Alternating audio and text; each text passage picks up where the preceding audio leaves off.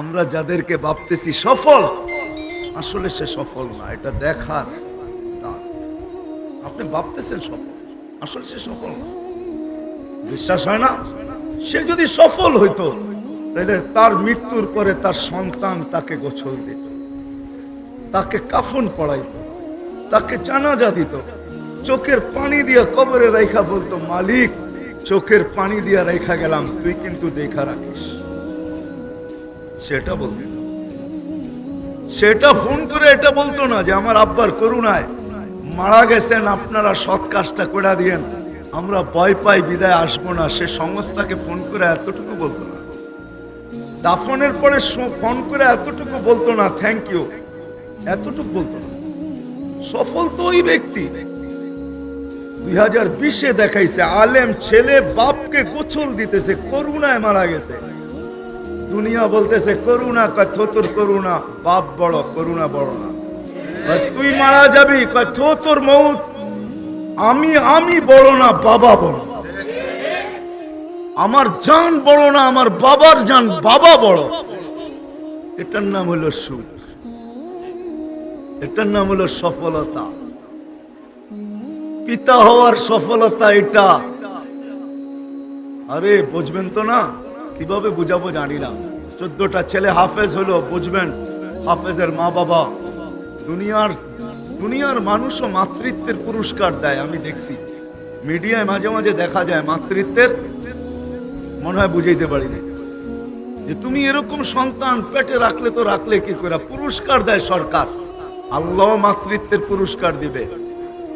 এই হাফেজ ছেলে যদি জান্নাতে যায় তো তার জন্য আলাদা একটা সোসাইটিতে ঘর বানানো হবে। ইন্না ফিল জান্নাতি লানাহরা, একটা লেক আছে, ইউকালু লাহু রাইআন, যার নাম রাইআন, আলাইহি মাদিনাতুম মিন মারজান। আল্লাহ ওই লেকের পারে ওর জন্য একটা ঘর বানাবে, বাড়ি বানাবে মারজান পাথর দিয়া। লাহু ৭০ আলফা বাবান, তার ৭০,০০০ গেট থাকবে। আলা কুল্লি বাবিন ৭০ আলফা মালাইকাতান। যখন ঢুকবে তো প্রত্যেক দরজায় ৭০,০০০ ফেরেশতা গার্ড অব অনার দিবে।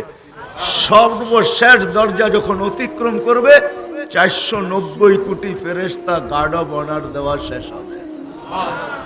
মা বাবা যখন যখন ঢুকবে ৪৯০ কোটি ফেরেশতা মা বাবার পায়ে ফুল বিছাবে। যদি এই ছোট জীবনটা সুখে থাকতে চাই, দিনের পরিবেশের কোনো বিকল্প নেই। পরিবেশ বানান, দেখেন আপনার ঘরে সুখ আসে তো কি করে আসে। সফল হইতে চান আল্লাহকে পক্ষে নেন, আর আল্লাহকে পক্ষে নেওয়া কোনো কঠিন না, আল্লাহকে সাথে নেওয়া কোনো কঠিন। আমাদের আল্লাহ তো ওই আল্লাহ যে প্রতি রাত্রে বান্দাকে এই বইলা ডাকতে থাকে যে বান্দা, সারা দুনিয়ার মানুষ আসামিকে তালাশ করে শাস্তি দেওয়ার জন্য, আমি ডাকতে থাকি মাফ করার জন্য। আমাদের আল্লাহ ওই আল্লাহ, সারা দুনিয়ার মানুষ শাস্তি দেওয়া দিতে মজা পায়, আমি মাফ করতে মজা পাই। সারা দুনিয়ার মানুষ শাস্তিতে অভ্যস্ত, আমি মাপে অভ্যস্ত। সারা দুনিয়ার মানুষ শাস্তি দিতে ভালো লাগে, ভালোবাসে, আমি মাফ করতে ভালোবাসি। এই শব্দগুলো দিয়ে প্রতি রাত্রে ডাকতে থাকে। আল্লাহকে সঙ্গে নেওয়া কোনো কঠিন না, এটাও শিখতে হবে যে আল্লাহ আমার সঙ্গে হবে তো হবে কিভাবে। তখন কুরের ঘরে হাসবেন তো না, বলবো আমার অনেক দিন আগের কথা, আমার মনে আছে অনেক দিন আগের কথা, এতটুকু পরিচিত ছিলাম না, অনেক দিন আগের কথা, পড়ার জমানার কথা বলতেছি। বিল্ডিং বানানোর শ্রমিক থাকে না, শ্রমিক, এদেরকে কি বলে? শ্রমিকই বলে, ঠিক না? রোডের কাজ করুক বা বিল্ডিং এর ঠিকাদার একজন থাকে, সে শ্রমিক নিয়ে আসে, সবাই কিন্তু সকালবেলা টিফিন করে নিয়ে আসে, দেখেন, ঠিক না? দুপুরে সবাই একসাথে বৈশা খায়, তো সবগুলা বৈশা, সবার ভিতরে আবার দুই একজন একটু থাকে হাসি মজা গালা, ঠিক না?